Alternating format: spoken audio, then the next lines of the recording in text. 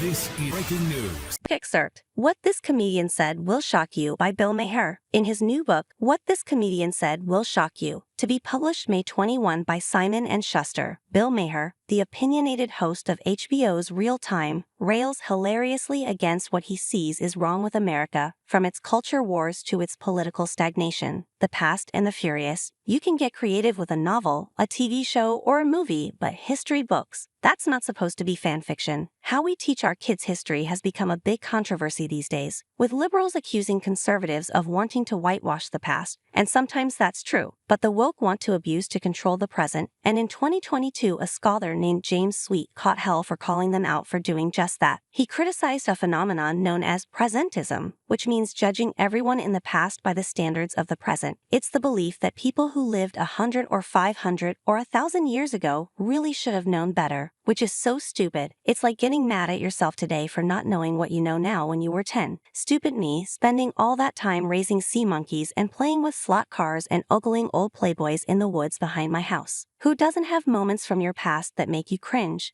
Who hasn't said, I can't believe I said that, I can't believe I thought that, I can't believe I did that? You ate dirt. You wanted to be a ghostbuster. You shoplifted gum. You tried to be a white breakdancer. You wanted to marry Scott Baio. I did incredibly stupid things that of course I regret. I smoked. I was into numerology and astrology and Christianity. I read Hemingway. Yes, because we hadn't yet grown into the persons we would become, and humanity writ large is just the collective version of that. Did Columbus commit atrocities? Of course, but people back then were generally atrocious. Everybody who could afford one had a slave, including people of color in other parts of the world. The way people talk about slavery these days, you'd think it was a uniquely American thing that we invented in 1619. But slavery throughout history has been the rule, not the exception. The Sumerians, the Egyptians, the Greeks, the Romans, the Arabs, the British, the early Americans, all the way up through R. Kelly. The Holy Bible is practically an owner's manual for slaveholders. The word slave comes from Slav because so many Slavic people were enslaved, and they're as white as the Hallmark Channel. Who do you think gathered the slaves from the interior of Africa to sell to slave traders? Africans who also kept their own slaves. Humans are not good people. We're a species prone to making others of our species our bitch. And the capacity for cruelty is a human thing, not a white thing, even though that doesn't jibe with the current narrative. But in today's world, when truth conflicts with narrative, it's the truth that has to apologize. Being woke is like a magic moral time machine where you judge everybody against what you imagine you would have done in 1066, and you always win. Professor Sweet is right about presentism. It's just a way to congratulate yourself about being better than George Washington because you have a gay friend, and he didn't. But if he were alive today, he would. And if you were alive then, you wouldn't. Portland public schools teach kids that the idea of gender being mainly binary was brought here by white colonizers. The curriculum guide says, when the United States was colonized by white settlers, their views around gender were forced upon the people already living here. Not even Star Trek would try that story, where they discover a planet and give them separate bathrooms. It's like they finally discovered a unified theory of wokeness, incorporating all their ideas about race, gender, and colonizers. Like the New World was a great big diverse dance club and the Pilgrims were the bridge and tunnel crowd who came in and ruined everything. The play Joan was presented in London recently, written by Charlie Josephine, who identifies as nonbinary and uses they/them pronouns. The play portrays Joan of Arc as surprise, nonbinary with they/them pronouns, which, if you think about it, makes even less sense because Joan, being French, spoke a language where every noun is masculine or feminine. Joan says in the play, I'm not a girl, I don't fit that word, as if she's a character on Euphoria. And while it's true Joan did wear pants, that's what the soldiers wore, and she was soldiering. But in the retelling, Joan would rather die than stop wearing men's clothing. But Joan of Arc wasn't executed by the fashion police. Her trial went on for over 2 months. We have the transcript, and not once did she complain about being misgendered, which is not to say there isn't truth to the old rubric that history is written by the winners, and it is subjective.